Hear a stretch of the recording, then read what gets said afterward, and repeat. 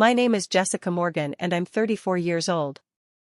I never thought I'd walk into our bedroom and find my husband of 7 years with another woman, but what happened after was something neither of us could have predicted. Ryan and I had built what I thought was a perfect life together in our beautiful suburban Boston home. The late nights at work, the unexplained absences, I should have seen the signs.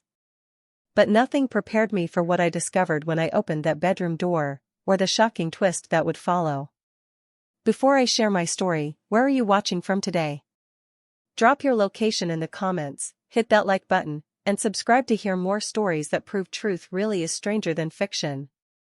Looking back, our life together seemed picture perfect. I had built a successful career as an art gallery curator in Boston, working my way up from assistant to lead curator at the prestigious Newbury Street Gallery. I specialized in contemporary American art, a passion I'd had since college. My colleagues respected me, and I loved introducing new artists to the Boston art scene.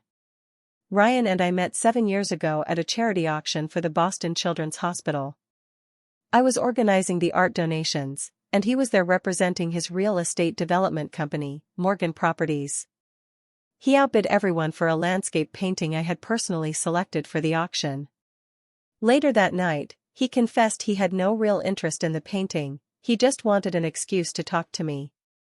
The art was beautiful, he told me that night, his blue eyes twinkling with charm, but not nearly as beautiful as the curator.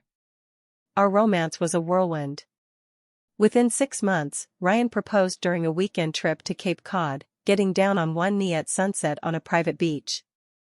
We married the following spring at a picturesque vineyard in the Berkshires, surrounded by 150 of our closest friends and family. It was the happiest day of my life. My father, who passed away the following year, was there to walk me down the aisle, and my sister Stephanie was my maid of honor. After honeymooning in Hawaii, we settled into our married life. We bought a beautiful colonial-style home in a leafy suburb outside Boston and spent weekends renovating it together. Ryan handled the structural changes while I focused on the interior design. Our home became our sanctuary, especially the sunroom we added overlooking the garden. I filled it with plants and comfortable furniture, and it was where we spent Sunday mornings reading the newspaper and planning our future. And what plans we had! We talked about starting a family soon. I had just gone off birth control 3 months ago.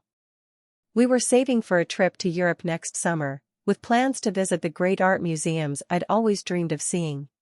Ryan was on track for a partnership at his firm, and I was curating bigger shows each year.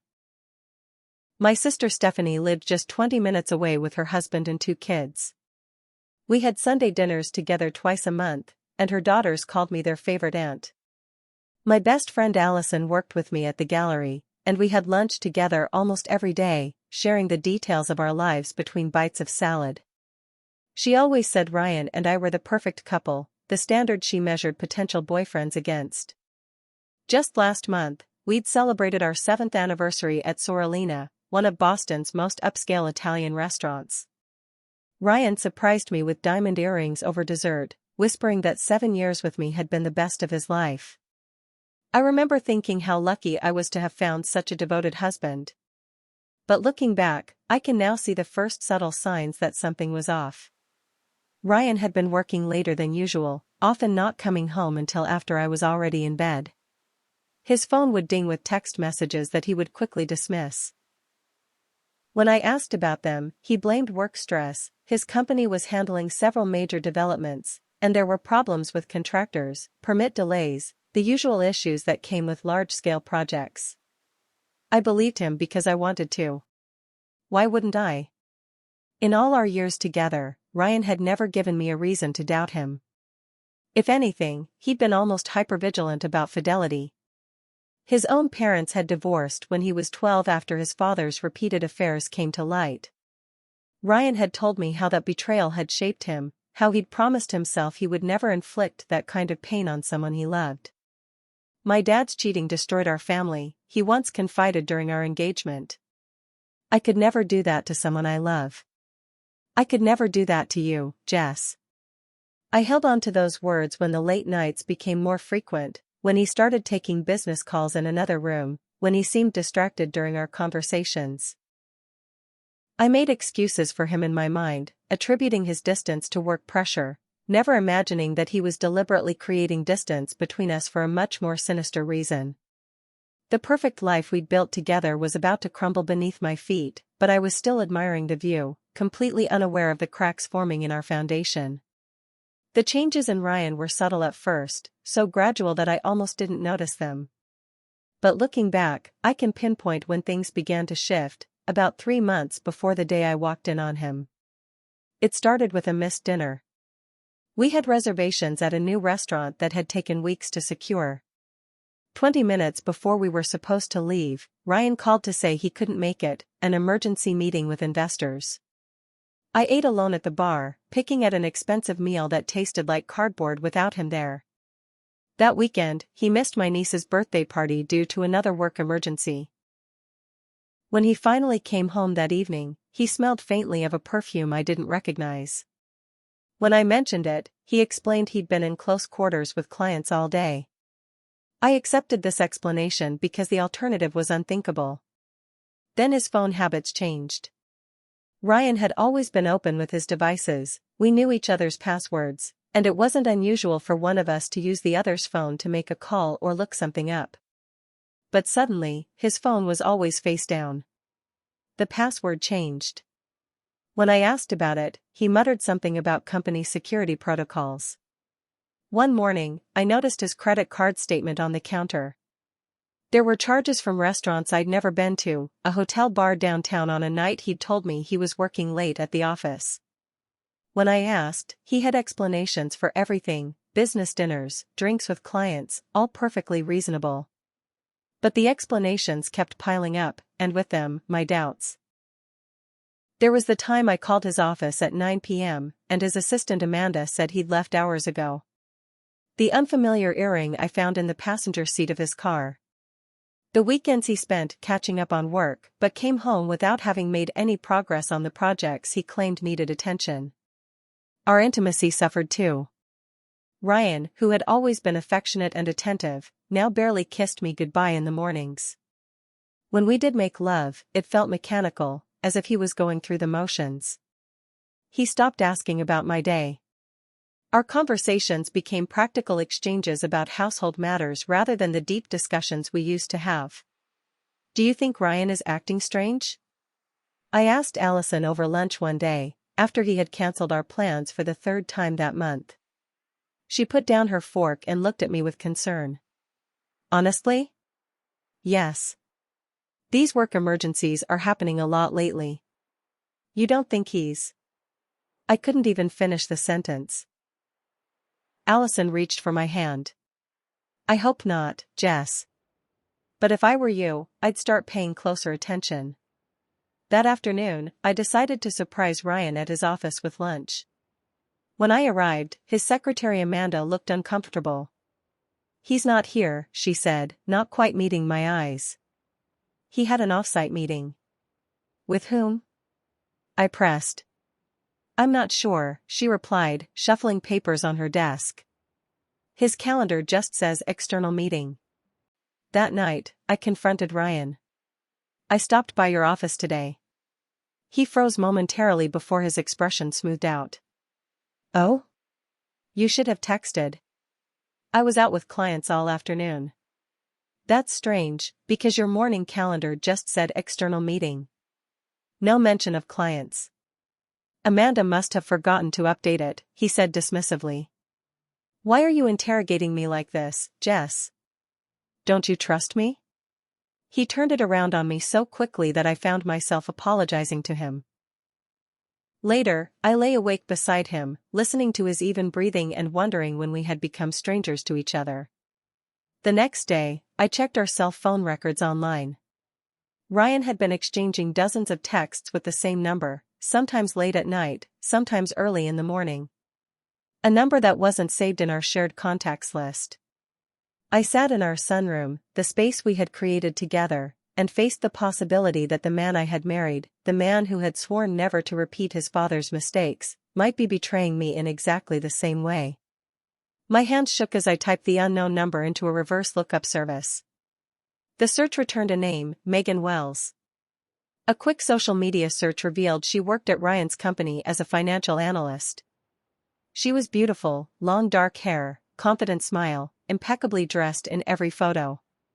And young, at least 5 years younger than me. There were no photos of her with Ryan on her public profiles.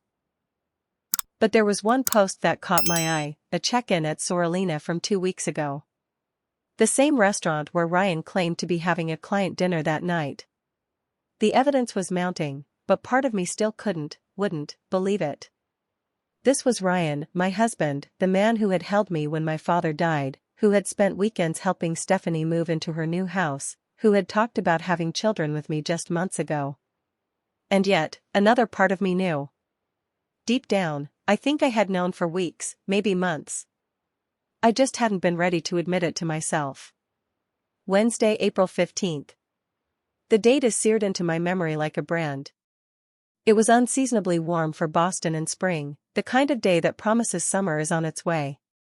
I'd worn a new dress to work, a blue wrap dress that Ryan had always said brought out my eyes. Looking back, I wonder if I subconsciously chose it as some kind of reminder of what he was throwing away. The gallery was hosting a new exhibition that weekend, which meant I should have been staying late to oversee the final arrangements. But at lunch, Allison had noticed how distracted I was. "You look exhausted, Jess," she said, concern evident in her voice. "Why don't you take the afternoon off? I can handle things here." Initially, I protested. Work had become my refuge, the one place where I could lose myself in something other than my crumbling marriage. But Allison insisted, and eventually I relented. I didn't tell Ryan I was coming home early. Some instinct told me not to. The drive home from Boston to our suburb usually took about 40 minutes with traffic, but that day the roads were surprisingly clear. As I turned onto our street, lined with blooming cherry trees we had once admired together, I noticed a black BMW parked in our driveway, a car I didn't recognize. My stomach clenched, but I told myself it could be anyone, a colleague of Ryan's, a new neighbor, a friend. I parked on the street instead of pulling in behind the unfamiliar car. For a moment, I sat there, my hands gripping the steering wheel so tightly my knuckles turned white. Something felt wrong. The house looked the same as always, the colonial blue exterior with white trim that we had chosen together, the hanging baskets of ferns on the porch, the welcome mat I had picked up on a weekend trip to Maine. But it felt different somehow, as if it was no longer mine. I took a deep breath and got out of the car. The walk to my front door felt like miles. I used my key, turning it as quietly as possible, though I'm not sure why. This was my home. I had nothing to hide. The entryway was dim, afternoon sunlight filtering through the curtains.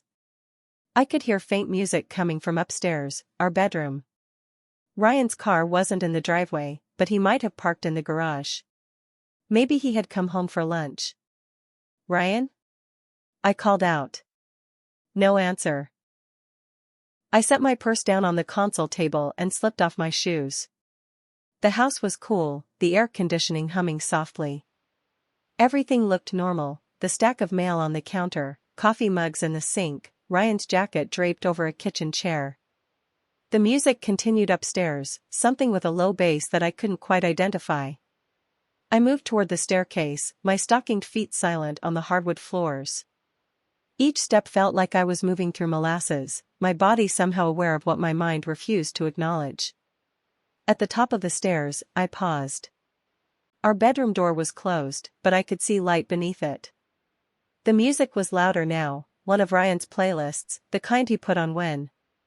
My hand trembled as I reached for the doorknob. Later, I would wonder why I didn't knock. Perhaps because some part of me already knew what I would find, and I wanted to see it with my own eyes. Or perhaps because I never imagined I would need to knock to enter my own bedroom. I turned the knob and pushed the door open. Time seemed to slow down as my brain processed what I was seeing. Our king-sized bed, with the gray duvet I had carefully selected. 2 bodies entangled on it. Ryan, my husband, the man I had built my life around, naked and on top of a woman with long dark hair splayed across my pillows. For one surreal moment, nobody moved. I stood frozen in the doorway. They remained locked together on the bed. Then Ryan's head turned, and his eyes met mine. Jess. He scrambled off the woman, grabbing at the sheets to cover himself. What are you doing home? The woman, Megan, I presumed, let out a small cry of shock and pulled the duvet up to her chin. Her face was flushed, her makeup smudged. She looked younger in person than in her photos. The room tilted around me. I felt a wave of nausea so strong I had to grip the doorframe to stay upright. My wedding ring dug into my finger as I clutched the wood. What am I doing home? My voice sounded strange, distant, as if it belonged to someone else. This is my home. That's my bed. You're my husband. Ryan was pulling on his boxers, his movements frantic. Jess, this isn't. I can explain. A laugh bubbled up from my chest, harsh and unfamiliar. Explain? What exactly is there to explain, Ryan? It looks pretty self-explanatory to me. Megan was gathering her clothes from the floor, her face bright red. She wouldn't look at me as she slipped into her dress, not bothering with the underwear she was stuffing into her purse. I'm so sorry, she mumbled, though whether to me or Ryan, I couldn't tell. Don't apologize to me, I said, my voice shaking. You're not the one who stood in front of 150 people and promised to be faithful. Ryan approached me, hands outstretched. Jess, please. Let's talk about this. It's not what it looks like. The absurdity of his statement hit me like a physical blow. Not what it looks like? I just caught you having sex with another woman in our bed, Ryan. What exactly do you think it looks like? Megan slipped past me in the doorway, her head down, clutching her shoes to her chest. I heard her running down the stairs, the front door opening and closing. The moment she was gone, something inside me broke. Tears came in a flood, hot and uncontrollable. My legs gave way, and I sank to the floor of the hallway, violent sobs racking my body. Ryan knelt beside me, trying to put his arms around me. I pushed him away with as much force as I could muster. Don't touch me. I screamed, scrambling backward until my spine hit the wall. Don't you dare touch me. Jessica, please, he begged, his face a mask of regret and fear. I made a terrible mistake. I love you. We can fix this. I looked at the man before me, his disheveled hair, the lipstick smudges on his neck, the wedding ring still on his finger, and felt nothing but revulsion. How long? I whispered. He hesitated, and I knew whatever he said next would be a lie. How long have you been sleeping with her, Ryan? It was just a few times, he said, not meeting my eyes. It didn't mean anything. Another laugh escaped me, this one tinged with hysteria. In our bed, Ryan? You brought her into our home, into our bed? He had no answer for that. I pulled myself up, using the wall for support. My legs felt unsteady, my whole body trembling with shock and adrenaline. I can't be here right now, I said, moving toward the stairs. I can't look at you. Ryan followed me, continuing his desperate pleas. Jessica, wait. Don't leave. Let's talk about this. I'll do anything, counseling, whatever you want. Please don't go. I moved through the house in a daze, grabbing my purse from where I'd left it, slipping my feet into my shoes. Ryan followed me the whole way, alternating between apologies and explanations, promises that it would never happen again, that he would make it up to me. I didn't respond. I couldn't. It felt like all the air had been sucked from my lungs, like I was drowning on dry land. Outside, the sun was still shining. Birds were singing in the cherry trees. A neighbor was walking her dog across the street. The world was continuing as if mine hadn't just imploded. I got into my car, locking the doors as Ryan approached the driver's side window, still wearing only his boxers, oblivious to the possibility of neighbors seeing. Jessica, please, he called, tapping on the window. Don't drive like this. You're upset. I started the engine and pulled away from the curb, Ryan's diminishing figure in my rearview mirror. I had no idea where I was going. I just knew I couldn't stay there, in that house, with the image of my husband and another woman burned into my retinas. I drove aimlessly, tears blurring my vision, until the reality of what had just happened hit me fully. I pulled over to the side of the road, put my head against the steering wheel, and gave myself permission to fall apart completely. I don't remember driving to Stephanie's house. My next clear memory is sitting at her kitchen table, a mug of tea growing cold between my hands as I recounted what I had seen. My sister listened without interruption, her face growing increasingly furious as I spoke. "That son of a bitch," she finally said when I finished. "I never thought Ryan would. God, Jess, I'm so sorry." I stayed in Stephanie's guest room for the next 3 days. Ryan called my cell phone incessantly. When I didn't answer, he started calling Stephanie. She answered once, told him in no uncertain terms that he needed to give me space, and then blocked his number. The text messages poured in, "I'm sorry. I made a terrible mistake. Please come home so we can talk. I love you." The affair didn't mean anything. It was just physical. "We can get past this." Each message felt like a fresh wound. Just physical? As if that somehow made his betrayal less painful. As if having sex with his co-worker in our marital bed was a minor indiscretion that could be forgiven with enough apologies. On the second day, flowers started arriving at Stephanie's door, massive arrangements of my favorite lilies and peonies. I asked her to donate them to the hospital where she worked as a nurse.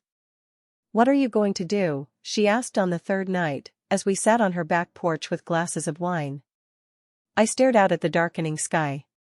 "I don't know." And I didn't. The future I had planned, our future, had vanished in an instant.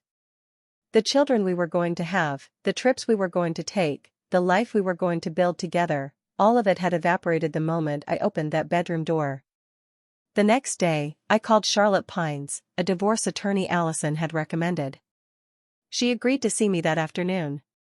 "Massachusetts is a no-fault divorce state," Charlotte explained in her downtown office. "But given the circumstances, we may be able to negotiate a more favorable settlement. Do you have joint accounts? Shared assets?" We had everything together: bank accounts, credit cards, the house, investments.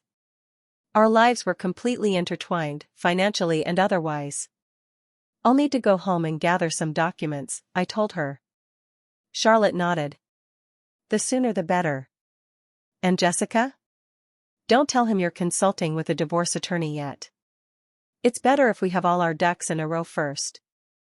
I decided to go to the house the next day while Ryan was at work. I still had my key, of course. It felt strange using it, like I was an intruder in my own home. The house was quiet and still. Someone, Ryan, presumably, had cleaned up. The bed was made with fresh sheets. The bathroom counters were wiped down.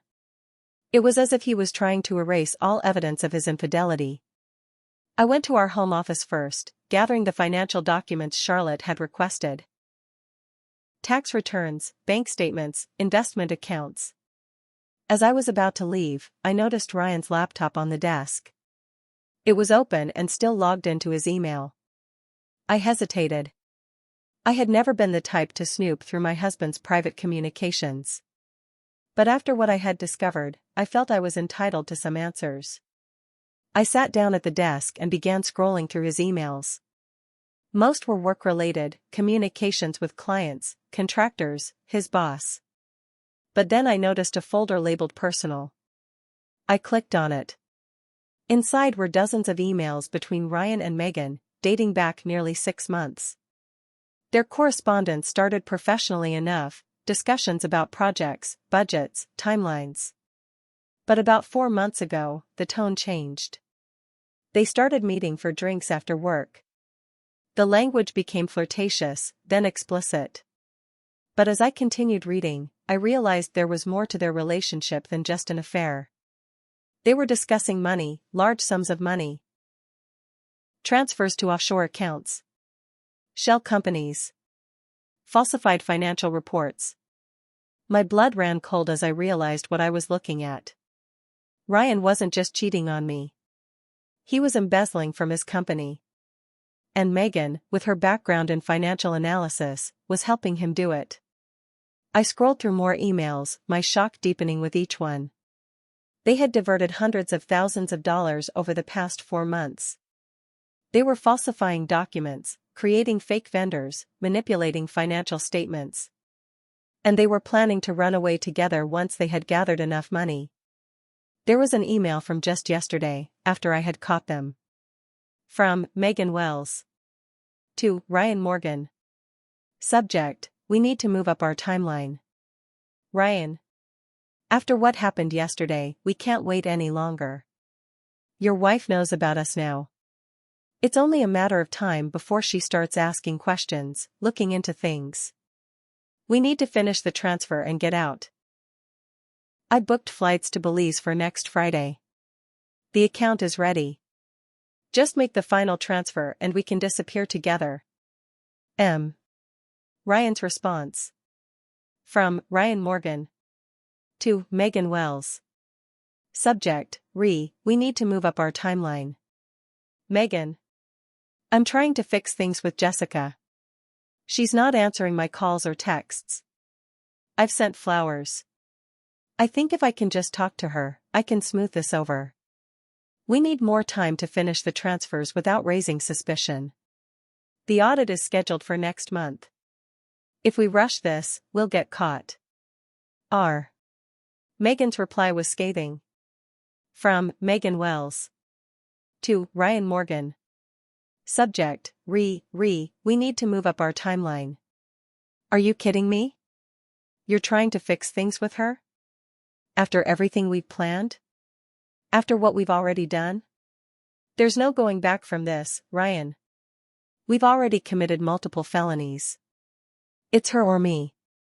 And the money. Make your choice. I sat back in the chair, my mind reeling.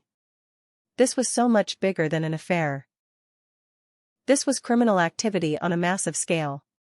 And if Ryan was using our joint accounts in any way to facilitate this embezzlement, I could potentially be implicated. I forwarded all the incriminating emails to my personal account, then took photos of the screen with my phone as backup. Then I carefully returned the laptop to exactly how I had found it. With shaking hands, I called Charlotte Pines again. I need to see you right away, I told her. It's worse than I thought. Charlotte listened gravely as I showed her the emails I had discovered. This changes everything, she said. Jessica, you need to distance yourself from this activity immediately. If you have any joint accounts with Ryan, we need to legally document that you had no knowledge of or participation in this embezzlement scheme. What should I do? I asked. Honestly? You should probably talk to the FBI. This level of financial fraud is a federal crime. I felt sick. This wasn't just about my marriage anymore. This was about potential criminal liability. As if on cue, my phone rang with an unknown number. I almost didn't answer, thinking it might be Ryan calling from a different phone. But something told me to pick up. Jessica Morgan, a female voice asked. Yes?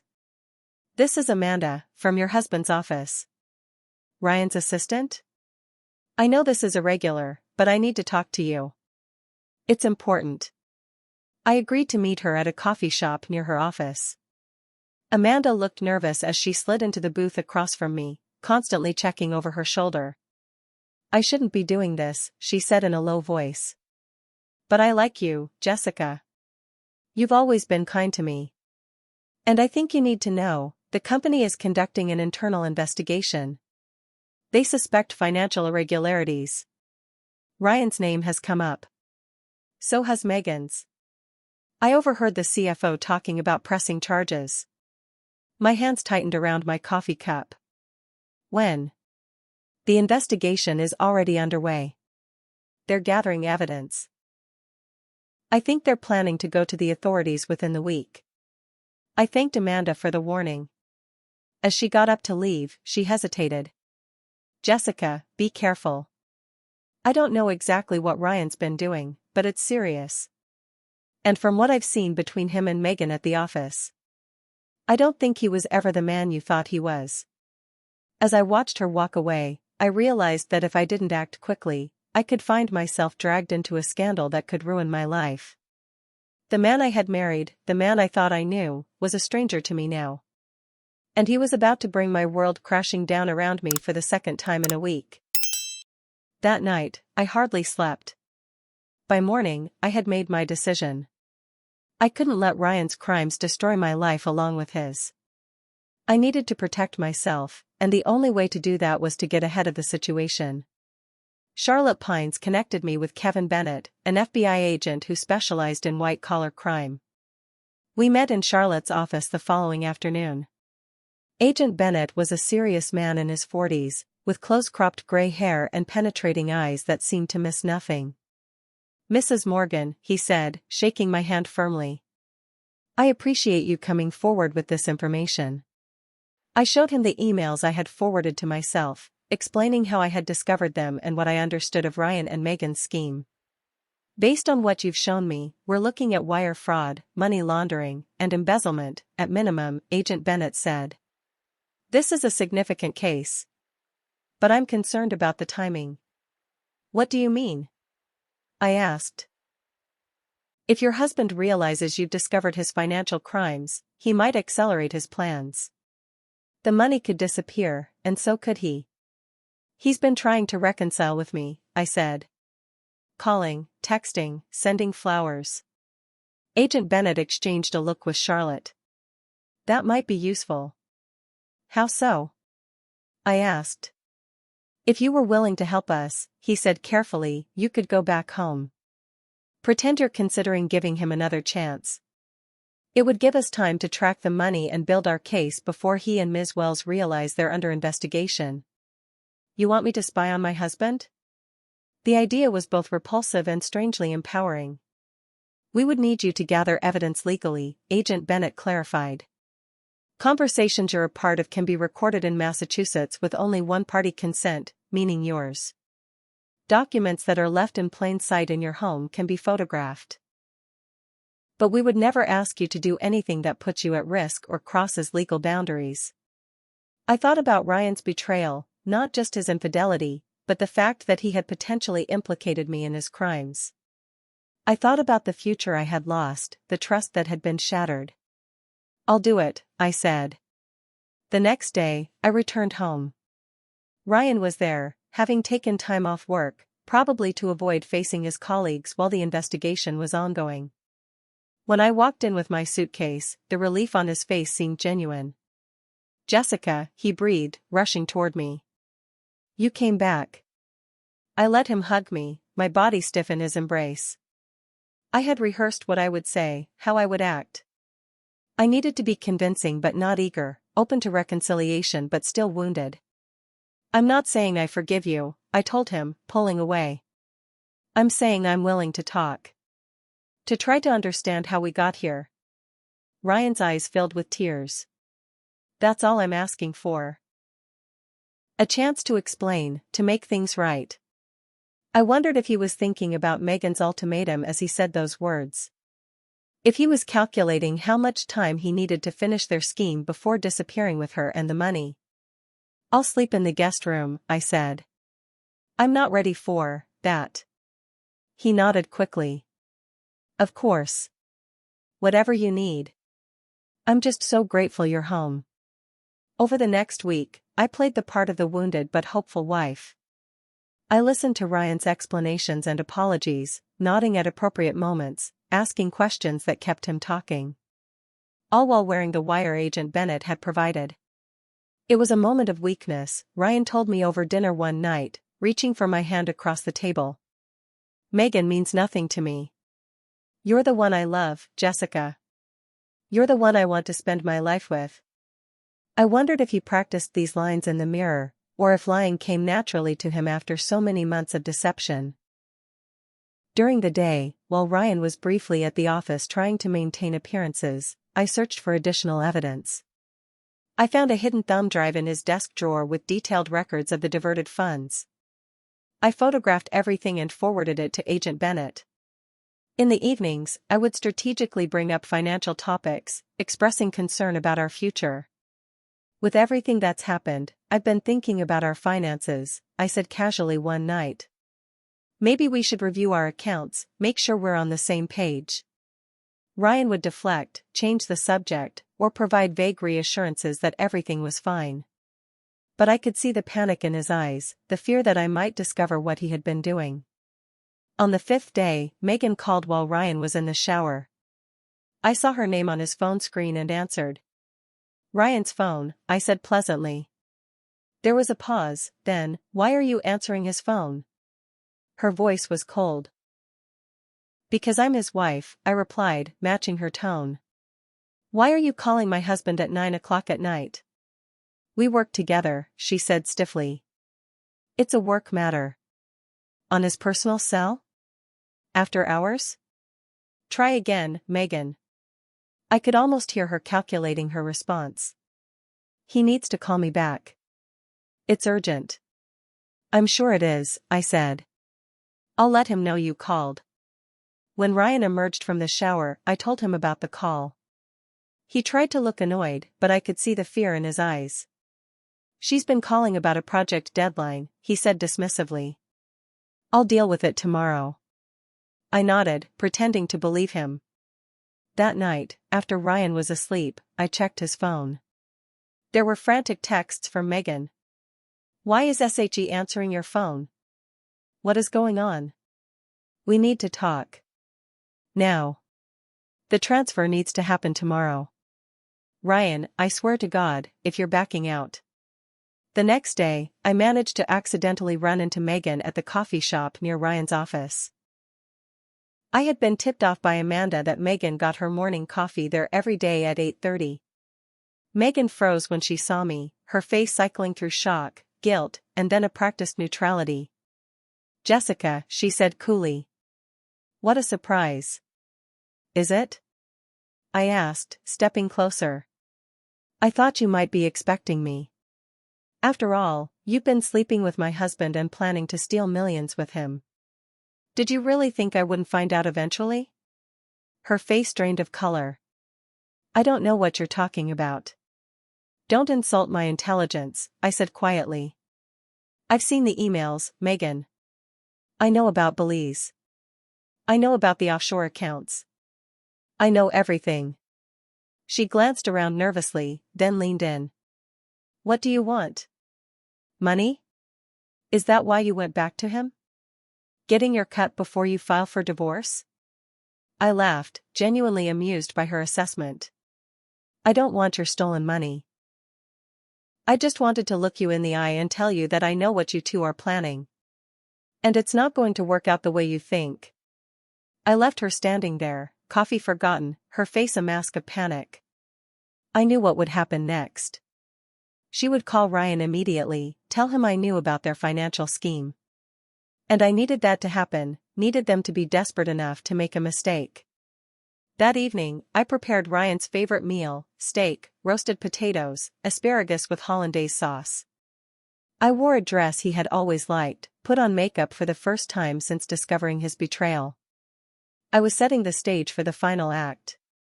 What's the occasion? Ryan asked when he came home, eyeing the candlelit table suspiciously. I thought we could use a nice dinner, I said, handing him a glass of the expensive Cabernet he preferred. To talk about our future. Throughout dinner, I steered the conversation toward reconciliation, letting him believe I was softening toward him. All while the wire recorded every word. I've been thinking, I said, as we finished our meal. Maybe we need a fresh start. Somewhere new. Ryan's fork paused halfway to his mouth. What do you mean? I don't know if I can stay in this house, with the memories of what happened in our bedroom, I said, watching his face carefully. Maybe we should consider moving. Maybe even somewhere outside the country. I saw the wheels turning behind his eyes, the sudden hope that perhaps his plan with Megan could still work, but with me instead. Where would you want to go? He asked cautiously. I've always loved the Caribbean, I said. Somewhere like Belize, maybe. Ryan's eyes widened almost imperceptibly. Belize? It's supposed to be beautiful. And I've heard the banking laws are very accommodating. He set down his fork. Jessica, what exactly are you suggesting? I reached across the table, taking his hand in mine. I'm suggesting that I know about the money, Ryan. I know what you and Megan have been doing. And I'm willing to make a deal. The color drained from his face. I don't know what you're talking about. Yes, you do, I said calmly. The embezzlement. The offshore accounts. The plan to disappear together. I know everything. For a moment, he looked like he might continue to deny it. Then his shoulders slumped in defeat. How did you find out? You left your laptop open, I said. I saw your emails. I know about the final transfer you're planning. I know about the flights to Belize next Friday. Ryan ran a hand through his hair, his mind visibly racing. Jessica, I can explain. You don't need to, I said. I understand perfectly. You and Megan have been stealing from your company and having an affair. You were planning to take the money and run away together. It's not that simple, he protested. The company has been screwing me over for years. I deserved that partnership, but they kept passing me over. This was just me taking what I earned. By committing multiple felonies, I pointed out. He leaned forward, his voice dropping to an urgent whisper. The money's already moved, Jess. Most of it, anyway. One more transfer and it'll be completely untraceable. We could go together, you and me. Forget Megan. We could start over somewhere new. I pretended to consider his offer. How much money are we talking about? Almost 2 million, he said. More than enough to start a new life. And where exactly is this money now? Ryan hesitated, then seemed to make a decision. He got up and went to his desk, returning with his laptop. He opened it and pulled up a banking website I didn't recognize. It's in a series of shell companies, he explained, showing me the accounts. From there, it gets routed through these holding companies in the Caymans, and finally to this account in Belize. The final transfer is scheduled for tomorrow night. I studied the screen, making sure the wire was picking up his confession. And no one can trace it back to you? That's the beauty of it, he said, growing animated as he explained the intricacies of his scheme. The money disappears into this network of fake companies, then emerges clean on the other side. By the time anyone figures it out, we'll be long gone. It's impressive, I admitted, and it was, in a criminal sort of way. You've clearly put a lot of thought into this. So what do you say? Ryan asked, taking my hands in his. You and me, a fresh start. We can put all of this behind us. I looked into his eyes, the eyes of the man I had once loved, the man I thought I would grow old with, and saw nothing but a stranger. There's just one thing I need to know first, I said. Anything. Did you ever really love me? Or was I just a convenient cover for your ambitions? Ryan's hesitation told me everything I needed to know. Of course I loved you, he said finally. I still do. But not enough to choose me over $2 million and Megan, I said quietly. He had the decency to look ashamed. It's complicated, Jess. No, I said, standing up. Actually, it's very simple. I walked to the front door and opened it. Agent Bennett and 2 other FBI agents were waiting on the porch, as planned. Ryan Morgan? Agent Bennett said, stepping into the house and showing his badge. I'm Special Agent Kevin Bennett with the FBI. You're under arrest for wire fraud, money laundering, and embezzlement. The shock on Ryan's face as the agents entered our home was something I will never forget.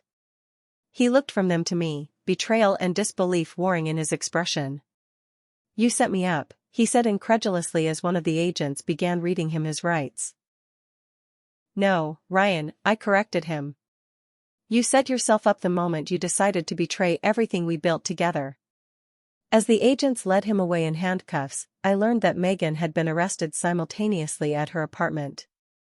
Their elaborate scheme had unraveled completely, just as they were preparing to make their escape. Agent Bennett stayed behind briefly. "You did well, Mrs. Morgan. Your cooperation has been invaluable. What happens now?" I asked. "They'll both face significant federal charges. With the evidence we've gathered, including your recordings, they're looking at substantial prison time." After he left, I stood alone in the house that had once been my home, feeling neither triumph nor sadness, just a profound sense of closure. The man I had caught cheating in our bedroom had never expected this ending. Neither had I.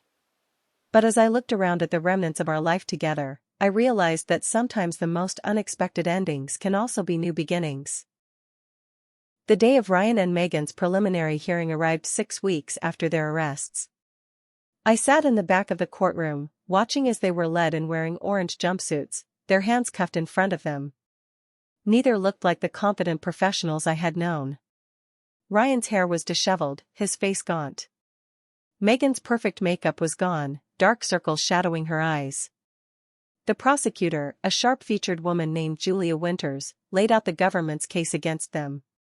The evidence was overwhelming: emails, financial records, witness testimonies, and most damning of all, Ryan's recorded confession to me over dinner.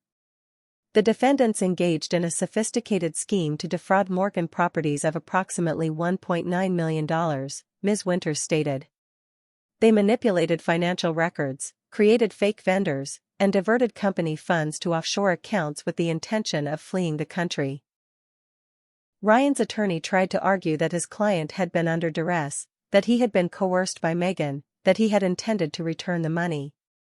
The judge looked skeptical.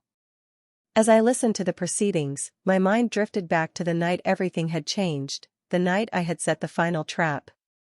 After my initial meeting with Agent Bennett, we had developed a careful strategy. I would return home, pretending to consider reconciliation with Ryan, while secretly gathering evidence. The FBI would monitor the situation, ready to intervene if necessary. The dinner I had prepared, Ryan's favorite meal, the candlelight, the wine, was all part of the plan. I needed him comfortable, off guard, ready to confide in me. I remembered how I had steered the conversation toward our future, letting him believe I was softening toward him. "I've been thinking," I had said, refilling his wine glass. "About us, about what happened." Ryan had leaned forward eagerly. "I'm so sorry, Jess. You know I'd do anything to make it up to you." "Anything?" I had asked, holding his gaze. "Absolutely anything." "Then be honest with me," I had said. "Not just about the affair, but about everything." I had watched his expression carefully, noted the momentary flicker of panic in his eyes before he composed himself. "What do you mean, everything?" "I found something on your laptop," I had said quietly. "Emails between you and Megan. About money. A lot of money." Ryan had frozen, his wineglass halfway to his lips. For a long moment, he said nothing, calculating his response. "It's not what you think," he had finally said. "Then what is it?" I had pressed. "Because it looks like you've been stealing from your company. It looks like you and Megan were planning to run away together with the money." "Jessica, it's complicated. Simplify it for me." And he had, believing that I might be persuaded to join him, to take Megan's place in his escape plan. He had explained the entire scheme in detail, how they had created fake vendors, fabricated invoices, routed the money through a complex network of shell companies. How they had planned to disappear to Belize, where they had already purchased a beachfront property under false names. "We could still go together," he had suggested, reaching for my hand across the table. "You and me, Jessica. Forget Megan. We could start over." I had let him believe I was considering it, encouraged him to show me exactly how the money had been moved, where it was currently held, how they planned to access it once they were out of the country. All while the wire I was wearing recorded every incriminating word. When he had finished explaining, I had asked the one question that had been burning in my mind since I discovered his betrayal. "Why, Ryan? Why throw away everything we built together?" He had hesitated, and in that hesitation, I heard the truth before he spoke it. "I never meant for any of this to happen," he had said. "The embezzlement started small, just skimming a little to pay off some debts. Then Megan figured out what I was doing and wanted in. One thing led to another. Before I knew it, we were in too deep to turn back." "And the affair?" I had asked. "Was that also something that just happened?" Ryan had looked away. "Megan understood me in a way that, she knew the real me. And I didn't?" "You knew the version of me I wanted to be," he had admitted. "But I was never really that guy, Jess. I tried to be, for you. But it was exhausting, always pretending to be someone better than I am." That was when I had known, with absolute certainty, that the man I had married had never really existed. He had been a carefully constructed facade, designed to win my love, my trust, my loyalty. While the real Ryan, the man capable of theft, fraud, and betrayal, had been lurking beneath the surface all along. "I loved you," I had told him. "The real you, flaws and all. But this, what you've done, this isn't about flaws, Ryan. This is about choices. You chose to steal. You chose to cheat. You chose to betray everything we built together. I can change," he had insisted. "We can start over, somewhere new. Just you and me." "No," I had said, rising from the table. "We can't." That was when I had walked to the front door and opened it, revealing Agent Bennett and his team waiting on the porch. The look of betrayal on Ryan's face as he was handcuffed and led away had nearly broken me. Not because I regretted my actions, but because even then, even after everything he had done, some small part of me still remembered the man I thought I had married. In the courtroom, I was pulled back to the present as the judge denied bail for both defendants, citing the substantial flight risk. Ryan looked over his shoulder as he was led away, his eyes finding mine in the gallery. I held his gaze, neither of us looking away until he disappeared through the door to the holding cells. Outside the courthouse, Agent Bennett approached me. "Mrs. Morgan," he said with a nod. "The prosecutor wanted me to let you know that both defendants are considering plea deals. They'll likely serve substantial sentences, but it would spare you having to testify at a trial." "What about the money?" I asked. "We've frozen most of the accounts. About $1.7 million has been recovered so far. The forensic accountants are still tracking down the rest." I nodded, feeling a weight lift from my shoulders. "And my involvement? Am I in the clear?" "Completely," he assured me. "All the evidence confirms you had no knowledge of or participation in the scheme. In fact, your cooperation has been noted by the U.S. Attorney's Office. They're very grateful." As I walked to my car, my phone rang. It was Charlotte Pines. "I just heard from the prosecutor," she said without preamble. "They've offered Ryan a deal, 15 years if he pleads guilty to all charges and cooperates in recovering the remaining funds." "Will he take it?" I asked. "His attorney thinks he will.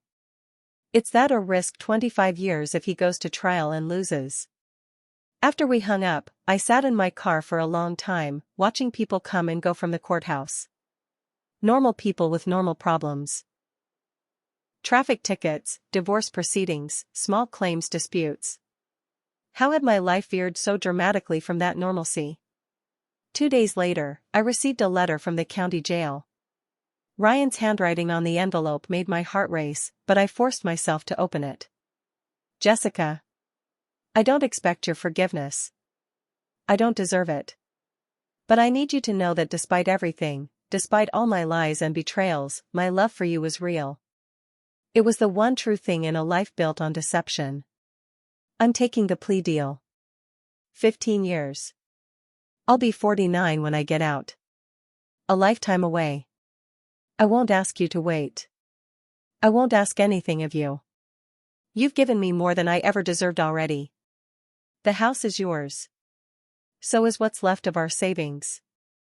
I've instructed my lawyer to make sure everything is transferred to your name.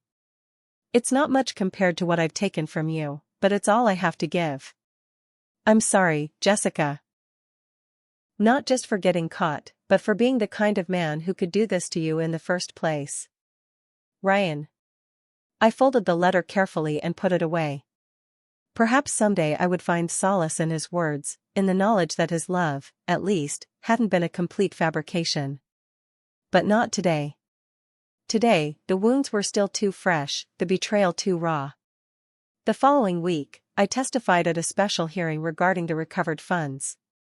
Ryan and Megan both appeared, now in separate proceedings since they had turned on each other in their respective plea deals. Megan glared at me from the defendant's table. Ryan couldn't meet my eyes. I answered the prosecutor's questions calmly, describing how I had discovered the embezzlement, how I had cooperated with the FBI, how I had secured Ryan's confession. And at any point, Mrs. Morgan, were you aware of your husband's illegal activities before finding those emails? Ms. Winters asked. No, I said firmly. I had no idea. And when you discovered what he had been doing, what was your first reaction? I thought about that moment, sitting at Ryan's desk, staring at the evidence of his crimes with disbelief and horror. I was shocked, I said. And afraid. I was afraid that I might be implicated simply by being his wife. That's why I went to a lawyer immediately, and then to the FBI. Thank you, Mrs. Morgan, Ms. Winters said. No further questions. As I was leaving the courtroom, Amanda, Ryan's former assistant, was waiting in the hallway.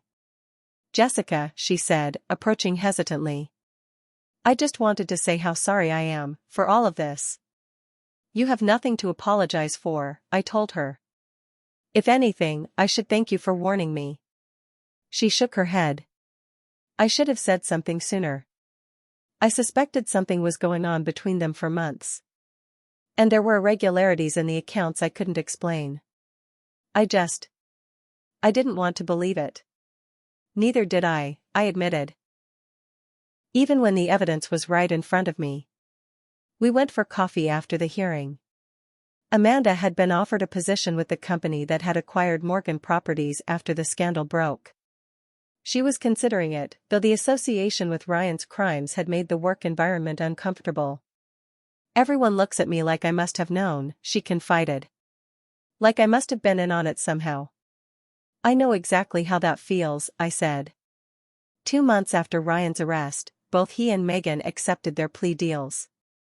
Ryan received 15 years for embezzlement, wire fraud, and money laundering. Megan got 12, having been deemed slightly less culpable.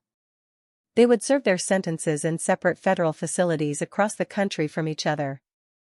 The day the sentences were announced, I visited Ryan one last time at the county jail where he was being held before transfer to federal prison.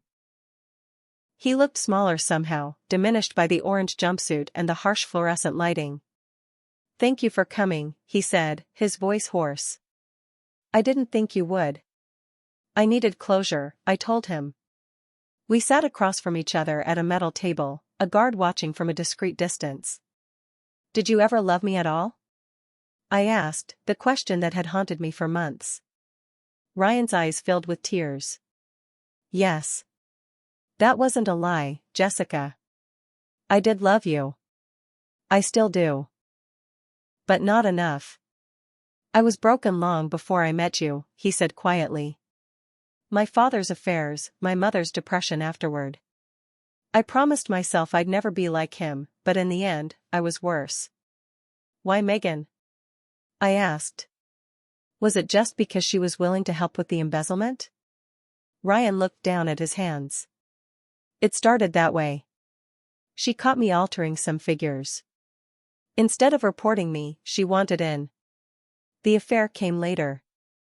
She was like me, Jess. Ambitious, willing to bend the rules. She didn't expect me to be better than I was. And I did. You saw the best in me. You always believed I could be more than I was. It was wonderful, but it was also suffocating, sometimes. Living up to your image of me. I considered his words.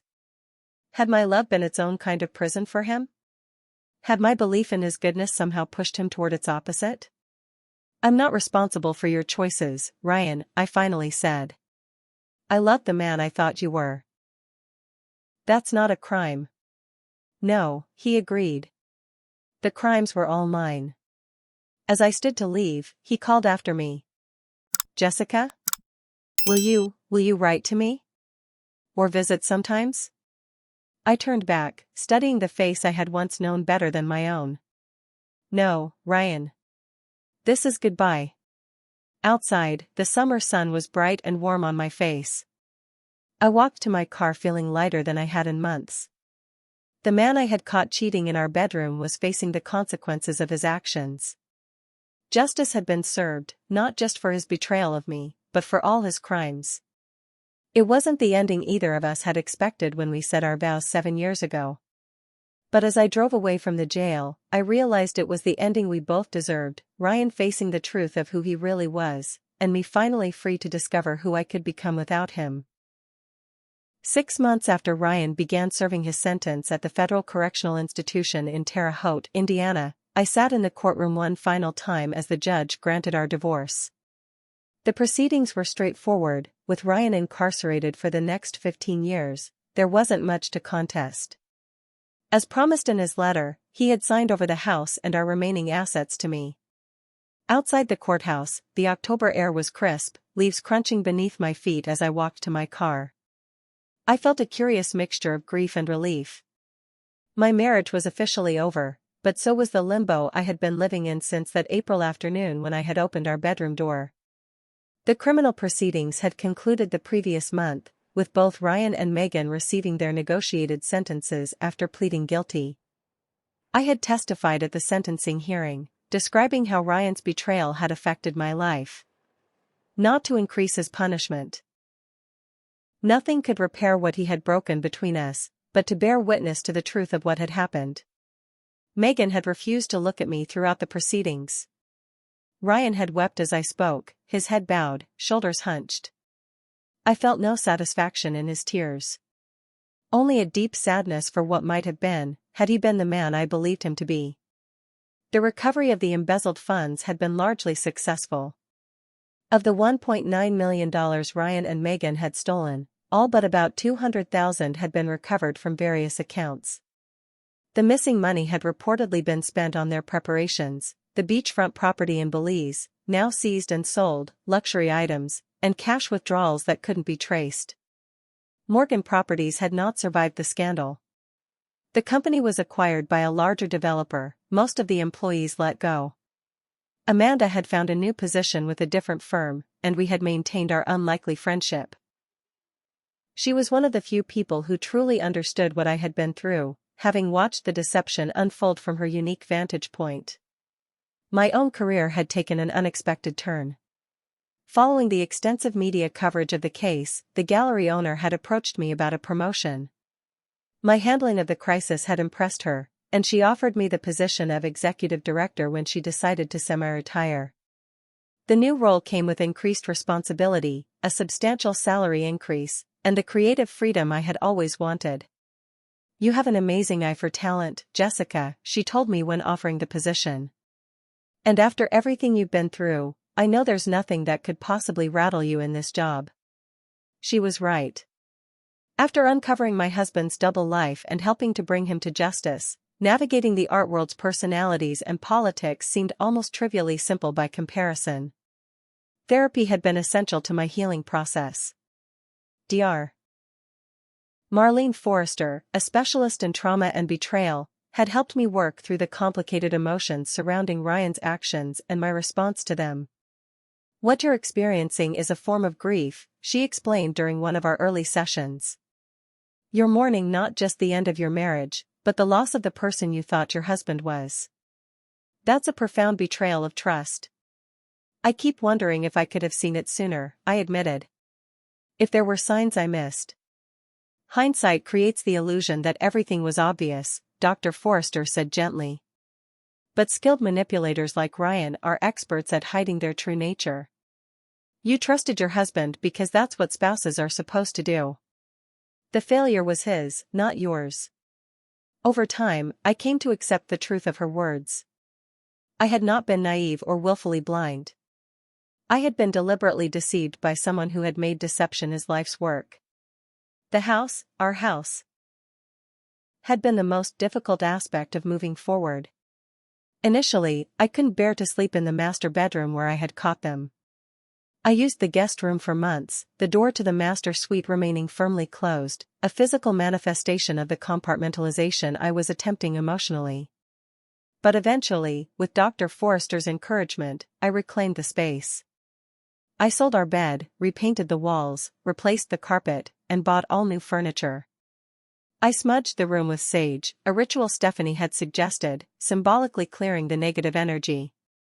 "This is your home," Stephanie had insisted when I mentioned possibly selling the house. "Don't let what he did drive you away from a place you love." She was right. I had chosen this house, had poured my heart into its renovation and decoration. The sunroom was still my favorite space, filled with light and the plants I had lovingly tended. I refused to let Ryan's actions taint something that had brought me so much joy. 3 months after the divorce was finalized, I received a letter from a woman named Diane Ellison. She introduced herself as the ex-wife of another financial executive serving time for similar crimes. "I read about your case in the Globe," she wrote. "Your story resonated with me deeply. I know the unique pain and shame that comes with discovering your spouse has been living a double life. We met for coffee, and I was struck by how much her experience mirrored my own, the shock of discovery, the fear of being implicated, the struggle to rebuild." She had started a support group for spouses of white-collar criminals, and invited me to attend. "There are more of us than you might think," Diane said. "And most people don't understand what we go through. They either assume we must have known and been complicit, or they think we were completely stupid not to notice what was happening right under our noses." The support group became an unexpected source of healing. Listening to others share their stories helped me process my own. And being able to offer guidance to those just beginning their journey gave purpose to my pain. "You were so brave," one woman told me after hearing how I had worked with the FBI. "I don't know if I could have done what you did." "You never know what you're capable of until you're forced to find out," I replied, surprising myself with the wisdom in my words. As the 1-year anniversary of my discovery approached, I found myself reflecting on everything that had happened. The woman I had been that April afternoon, shocked, devastated, uncertain, seemed like a stranger to me now. In her place was someone stronger, more resilient, more certain of her own worth. I had not dated since the divorce. The thought of trusting someone again, of making myself vulnerable, was still too daunting. But I had begun to consider the possibility that someday, I might be ready. "Betrayal teaches us caution," Dr. Forrester had said during our most recent session, "but it doesn't have to teach us isolation. When you're ready, you'll find that your experience has given you better instincts, a clearer sense of who you can trust." I hoped she was right. In the meantime, I was learning to trust myself again, my judgments, my instincts, my ability to create a fulfilling life on my own terms. The support group I had joined with Diane had evolved into something more formal. We now met twice monthly at a community center, offering resources and emotional support to spouses and partners of those convicted of financial crimes. I had become something of a mentor to newcomers, helping them navigate the complex legal and emotional landscape they suddenly found themselves in. "The most important thing to remember," I told a tearful woman at a recent meeting, "is that you are not defined by what your husband did. His crimes are not your crimes. His choices are not your choices." It was a message I had finally come to believe about myself. As I sat on my porch that evening, watching the sunset paint the sky in shades of pink and gold, I felt a sense of peace that had eluded me for a long time. The betrayal I had suffered would always be part of my story, but it was no longer the defining chapter. It was simply one episode in a much longer narrative, a narrative that I was now writing on my own terms. I thought about Ryan, serving his sentence halfway across the country. I had not responded to the 2 additional letters he had sent me from prison. Perhaps someday I would find it in my heart to forgive him, not for his sake but for my own. But forgiveness did not mean reconciliation. That door was closed forever. What remained open was the future, my future, shaped by my choices, filled with possibilities I had not imagined when I was part of a we instead of simply me. I caught my husband cheating in our bedroom, but the ending was nothing he expected. He thought the worst consequence would be losing me, losing our marriage. He never anticipated losing his freedom, his reputation, his career, everything he had built his identity around. And I never anticipated finding strength I didn't know I possessed, building a community out of shared pain, or discovering that the end of one dream could be the beginning of another, more authentic one. If you've ever faced betrayal or had to rebuild your life after it crumbled beneath you, I'd love to hear your story in the comments. How did you find your way forward? What unexpected strength did you discover in yourself? Please like and subscribe if my journey resonated with you, and share this video with someone who might need to hear that there is life, rich, meaningful life, after betrayal. Thank you for listening, and remember, sometimes the most painful endings lead to the most beautiful beginnings.